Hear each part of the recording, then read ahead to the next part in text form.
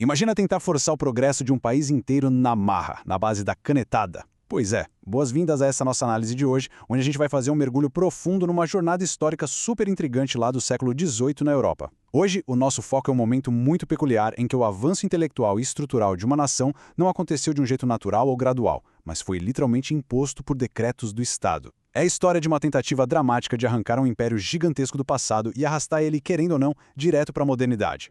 E para entender a gravidade da coisa, olha só essa citação contundente do professor John Aquino. Ela já dá o tom da decadência absurda e das apostas altíssimas que o Império Português enfrentava bem no comecinho do século XVIII. A percepção geral da época era de que Portugal, o império que já tinha sido glorioso, todo-poderoso e a grande vanguarda do mundo, estava completamente estagnado. As instituições estavam em colapso e aquele espírito cívico e comercial simplesmente parecia ter evaporado. É olhando para esse abismo que a urgência por uma transformação radical começa a ganhar força.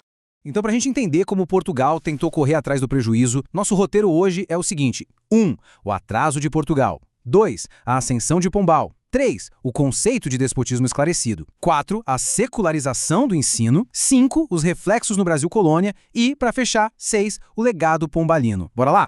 Parte 1. O atraso de Portugal. O contraste industrial. Para dimensionar o tamanho das reformas que estavam chegando, a gente precisa olhar para o cenário global da época. A Europa estava voando, se transformando super rápido, mas a Península Ibérica parecia que tinha parado no tempo. E aí fica a grande pergunta: como é que o império que estava na vanguarda absoluta no século XVI fica tão para trás no século XVIII? Essa era a dúvida que assombrava os corredores do poder lá em Lisboa. Como os pioneiros da expansão marítima, a galera que basicamente ajudou a inventar o comércio global, acabaram comendo poeira só 2 séculos depois. É um verdadeiro quebra-cabeça histórico. E o contraste com o resto da Europa chega a doer. Na Inglaterra e na França, as bases da Revolução Industrial já estavam a todo vapor. A manufatura bombava e a burguesia ganhava um poder que ninguém nunca tinha visto. Enquanto isso, do outro lado, Portugal vivia uma dependência quase viciosa do ouro que vinha das colônias. A aristocracia lá de cima sufocava qualquer tentativa dos comerciantes locais de crescerem. O resultado? O país dependia quase que 100% de produtos importados da Inglaterra para simplesmente sobreviver no dia a dia. E nada resume isso melhor do que esse desabafo do Dr. Ribeiro de Macedo. Ele escancara a realidade. Quase nada do que os portugueses vestiam ou usavam era feito em Portugal. É aquela coisa de mostrar ao invés de só contar. A falta de manufatura interna era tão desesperadora que a balança comercial sangrava riquezas o tempo todo. Era uma crise estrutural gigante que pedia, para ontem, uma solução extrema. Capítulo 2. A ascensão de Pombal. O catalisador. E é no auge desse desespero que a solução radical aparece. A nossa história agora foca na chegada de Sebastião José de Carvalho e Melo, que o mundo inteiro conhece como o Marquês de Pombal. Ele não era só mais um político, ele foi literalmente o trator que virou o Estado de ponta cabeça. Para entender a cabeça do Pombal, a gente precisa conhecer o termo estrangeirado. Ele fazia parte desse grupo de intelectuais e nobres que foram lá para fora. O Pombal foi diplomata em Londres e Viena. Imagina o choque de realidade. Ele viu de perto a Europa pulsando, avançando e percebeu o buraco em que Portugal estava metido. Esse pessoal voltava com a mentalidade implacável, focado em curar o atraso do país, custasse o que custasse. Seção 3. Despotismo esclarecido. A execução paradoxal. O que traz a gente para o núcleo da filosofia dessa época? A grande ironia de tudo isso é usar o poder mais absoluto e autoritário que você puder imaginar como a única ferramenta viável para forçar a modernização do país. Essa é a essência do tal despotismo esclarecido. Pensa bem, na França e na Inglaterra, o iluminismo cresceu meio que de baixo para cima, com filósofos e a burguesia debatendo e desafiando o Estado. Em Portugal, não. O iluminismo lá foi um projeto de governo. O Pombal e o rei Dom José I achavam que o único jeito de alcançar as outras potências era engolindo a sociedade com o poder do Estado. Era o progresso sendo imposto de cima para baixo, pulando todo aquele debate orgânico das ideias iluministas. É como se eles tentassem fazer uma planta crescer puxando ela pelas folhas, sabe? O que é impressionante é a brutalidade metódica de como ele fez isso. Pombal subordinou as leis da igreja às leis civis, meteu um protecionismo agressivo na economia, criando monopólios e, o grande golpe, expulsou a toda a poderosa Companhia de Jesus, os jesuítas, em 1759.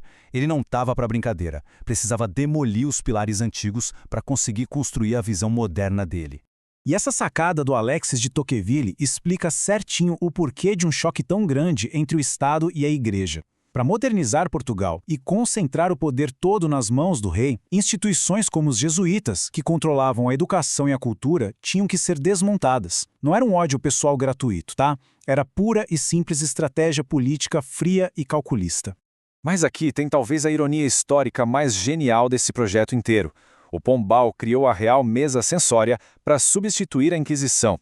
Só que era um órgão de censura estatal, criado justamente para autorizar a entrada de livros sobre liberdade, empirismo e razão. Sério, imagina um regime absolutista escolhendo a dedo quais obras revolucionárias do iluminismo o povo tinha permissão para ler. Isso mostra o nível de loucura e complexidade desse tal iluminismo forçado. 4. A secularização do ensino. Só que mexer na economia e nas leis não ia adiantar nada se a cabeça das pessoas continuasse a mesma, né? O Pombal sabia que para isso durar, depois que ele morresse, ele ia ter que virar do avesso o sistema educacional. Então, o grande lance desse antes e depois que a gente vê na Universidade de Coimbra foi jogar fora a velha tradição escolástica. Saem os padres ensinando teologia dogmática e lendo livros antigos, e entra a filosofia natural, que hoje a gente chama de física, biologia, exatas, com o controle total do Estado laico. Pela primeira vez, Portugal colocou a observação de laboratório e a ciência empírica no centro do ensino. 5. Reflexos no Brasil colônia. Só que as ondas de choque dessas canetadas dadas lá em Lisboa não iam parar na Europa. Quando essas ideias atravessaram o Atlântico, elas bateram de frente com uma realidade completamente diferente: o vasto e desestruturado Brasil colônia. A expulsão dos jesuítas deixou a educação no Brasil num vácuo gigantesco, do dia para a noite. A solução do Pombal foi criar as chamadas aulas régias. A teoria era linda, laica e moderna, mas na prática, um pesadelo logístico. Pensa com a cabeça de um estudante da época. A educação ficou toda fragmentada.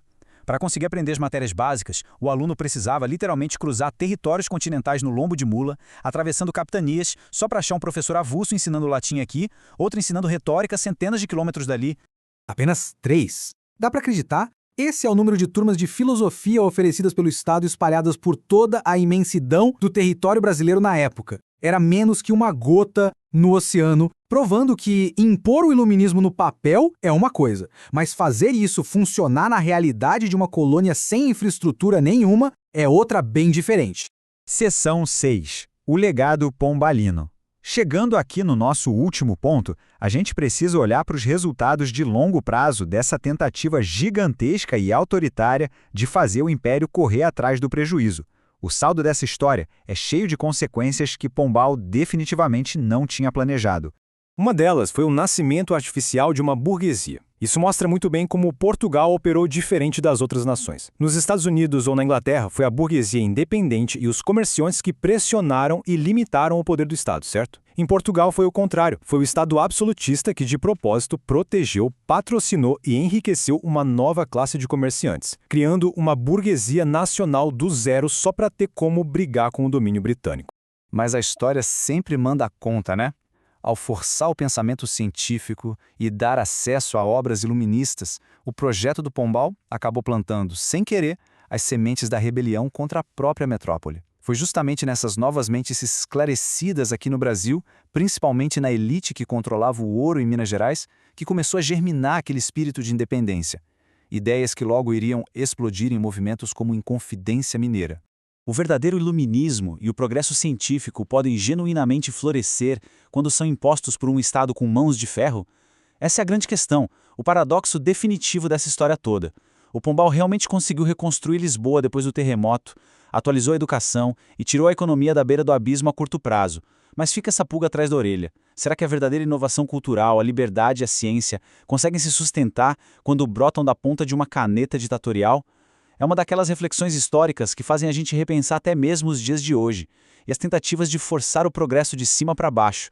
E aí, fica o convite para a gente continuar sempre questionando e explorando os caminhos da história. Até a próxima!